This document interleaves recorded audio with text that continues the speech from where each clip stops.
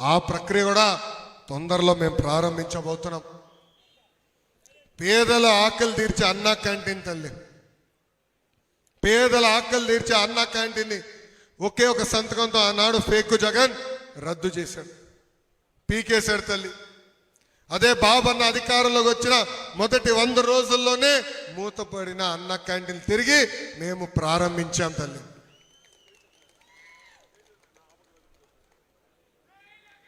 నేను ఎందుకో పదే పదే ఫేక్ జగన్ అంటున్నానో దయచేసి ప్రజలందరూ గమనించాలి తల్లి. మొన్న వరదలు వచ్చినాయి, వాళ్ళ పార్టీకి చెందిన బోట్లు ఏకంగా తీసుకెళ్లి ప్రకాశం బ్యారేజ్ని కొట్టారు తల్లి.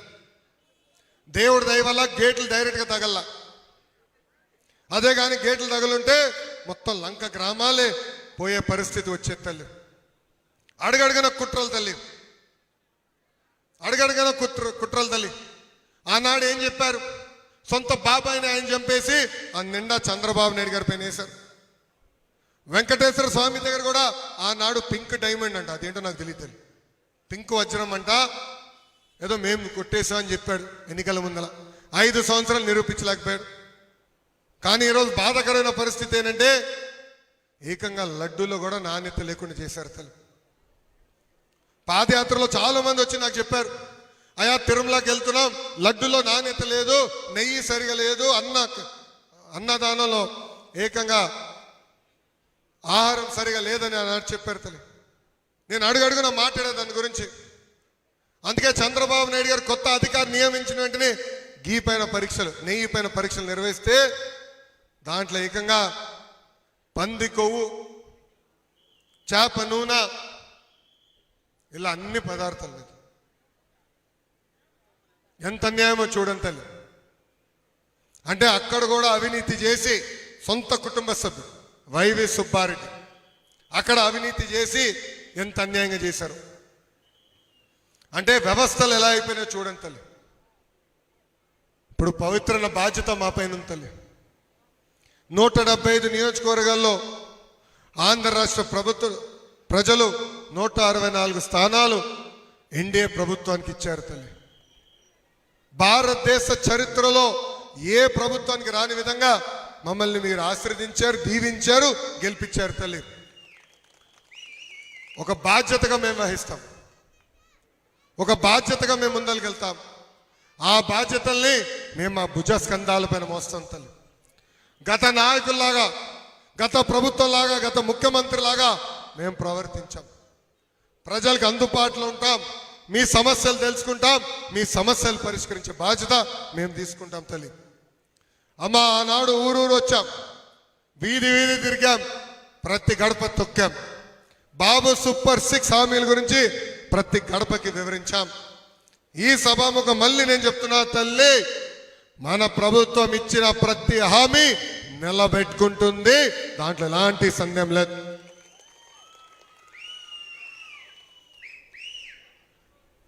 తిరుమల గురించి ఒక మాట చెప్పాలి తల్లి.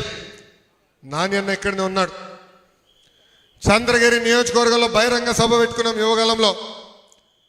నేను ఆనాడే చెప్పా జగన్మోహన్ రెడ్డి గారికి, 7 కొండల పైన మీరు రాజకీయం చేస్తున్నారు, ఏకంగా ధరలన్నీ పెంచి ప్రజల్ని దేవుడిని దూరం చేస్తున్నారు, ఇది అన్యాయం చెప్పా. దేవుడే చూసుకుంటాడని చెప్పా తల్లి. ఇప్పుడు చూడండి ఏమైందో. ఇది చాలా చాలా అన్యాయం. దయచేసి ప్రజలందరూ ఇది గుర్తుపెట్టుకోవాలా. అమ్మా కష్టకాలాలు తొందరగా మనం మర్చిపోతాం తల్లి. 5 సంవత్సరాల్లో మనం పడిన కష్టాలు మనం మర్చిపోతాం. మా నాయకులు కూడా గుర్తు చేస్తున్నా, కార్యకర్తలు గుర్తు చేస్తున్నా, ప్రజలు కూడా ఆలోచించమని కోరుతున్నా తల్లి. ఆ రోజు నిత్యావసర సరుకుల ధరలు విపరీతంగా పెరిగిపోయినాయి, మద్యం ధరలు విపరీతంగా పెంచేశారు. ఇవన్నీ ప్రక్షాళన చేస్తున్నాం తల్లి. ఒక పద్ధతి ప్రకారం ధరలు కూడా తగ్గించే బాధ్యత మన ప్రభుత్వం తీసుకుంటుందని ఈ సభాముఖం మీ అందరికి హామీ ఇస్తూ, ఇంకా పూతలపట్టు నియోజకవర్గం బంగారు పాలన గుండెల్లో ఎప్పుడు ఉంటుంది తల్లి. ఇది నేను ఎందుకు చెప్తున్నానంటే, ఆనాడు నా పైన ఒకే ఒక డిఎస్పీ దాడి చేశాడు తల్లి. చాలామంది పోలీస్ సోదరులు వచ్చారు, కానీ ఒకే ఒక డిఎస్పీ నా పైన దాడి చేశారు, ఇంకెవరు రాలా. డిఎస్పీ గారు ఆనాడు ఇతర సిబ్బందికి లాఠీ చార్జ్ చేయమంటే లాఠీలు తీసుకొచ్చి మా కార్యకర్తలకు ఇచ్చి వెళ్ళిపోయారు తల్లి. ఇది అన్యాయం. GO1 కరెక్ట్ కాదు, దానికి మేము పలకమని చెప్పారు. మేము అండగా నిలబడమని చెప్పారు తల్లి. కానీ ఆనాడు ప్రజలు మాకు అండగా నిలబడ్డారు. నాడు పోలీసులు నా పైన, ఆ DSP గారు నా పైన దాడి చేసినా, నా మైక్ లాక్కున్నా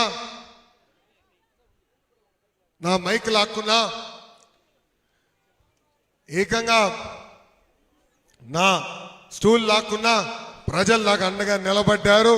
ప్రజలే నన్ను ప్రోత్సహించారు తల్లి.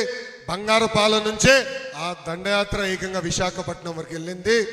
అందుకే బంగారుపాలెంని పూతలపట్టు నియోజకవర్గాన్ని నా గుండెలో పెట్టుకుంటా, కాపాడుతా, అభివృద్ధి చేసే బాధ్యత నేను తీసుకుంటానని ఈ సభాముఖ హామీ ఇస్తూ, నాకు ఇంత అద్భుతమైన అవకాశం ఇచ్చిన బంగారుపాలెం ప్రజలకి, పూతలపట్టు నియోజకవర్గ ప్రజలందరికీ పేరు పేరున నా హృదయపూర్వక ధన్యవాదాలు తెలుపుకుంటూ, తల్లి నేను ఇక్కడికి వచ్చింది నేను మాట్లాడేసి వెళ్ళిపోయేదానికి కాదు, మీ దగ్గర నుంచి కూడా వినేదానికి, ఇంకేం చేస్తే బాగుంటుంది తెలుసుకునేదానికి వచ్చాము.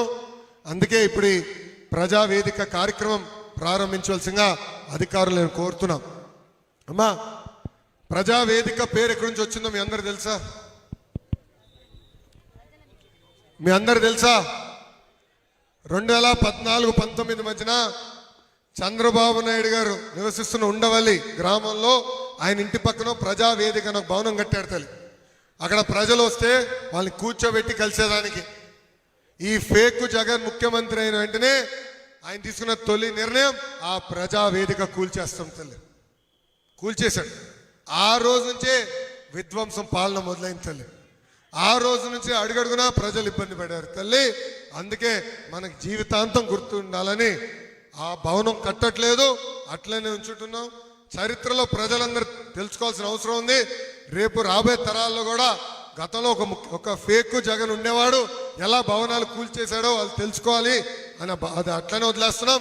కానీ ఊరూరు సభలు పెట్టుకున్నప్పుడు ప్రజావేదిక పేరుతో చేయాలని గౌరవ ముఖ్యమంత్రి గారు చెప్తాం జరిగింది తల్లి. అందుకే ప్రజావేదికతో ఈ కార్యక్రమం మీ ముందరకు వచ్చామని ఈ సభాముఖం